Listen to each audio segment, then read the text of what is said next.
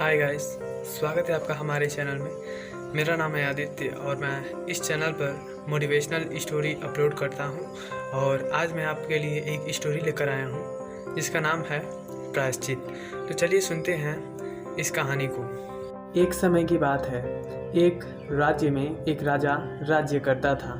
हुआ क्या, एक दिन राजा की आंखों में जलन होने लगी और जलन के कारण उनकी आंखों में से आंसू निकलने लगे और आंसू निकलने के कारण उनकी आंखें सूज गई थीं।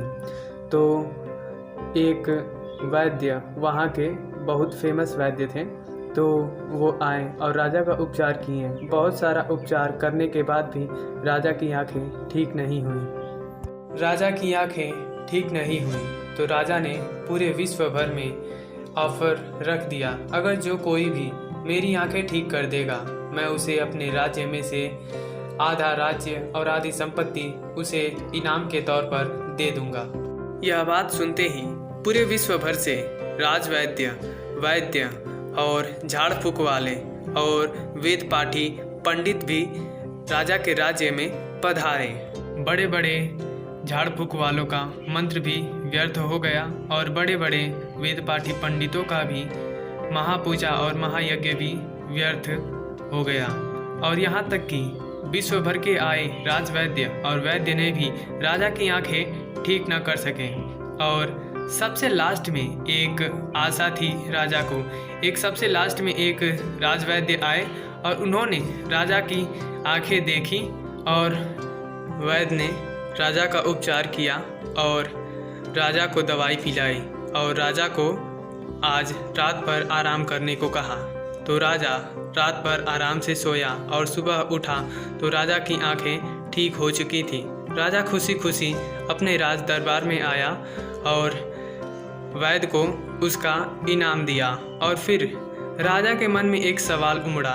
तो राजा ने वैद्य जी से पूछा, वैद्य जी आपने इस दवा को कैसे बनाया था? तो वैद्य जी ने कहा, कबूतर के खून से। राजा ने कहा, हे राम, इतनी बड़ी गलती मुझसे कैसे हो गई? तो राजा ने अपने राजपुरोहितों से पूछा कि इस गलती का प्रायश्चित क्या होगा? तो राजपुरोहितों ने कहा कि इस गलती को तो आपने जानबूझकर नहीं किया था।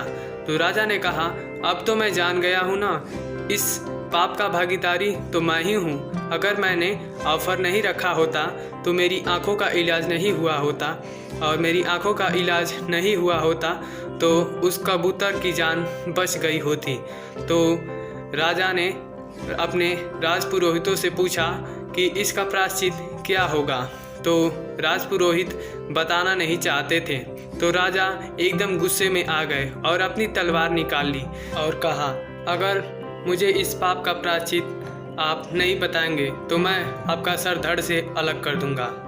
तो राजपुरोहित इस पाप का प्रायश्चित बताए कि इस पाप का प्रायश्चित यह होगा राजन कि आपको पिघलता हुआ शीशा पीना पड़ेगा।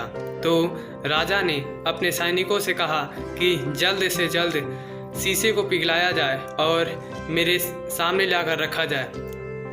तो राजा ने उस पिघलते हुए शीशे को एक कटोरी में लिया और उसे घट घट पी गया और जिसके कारण राजा की मृत्यु हो गई।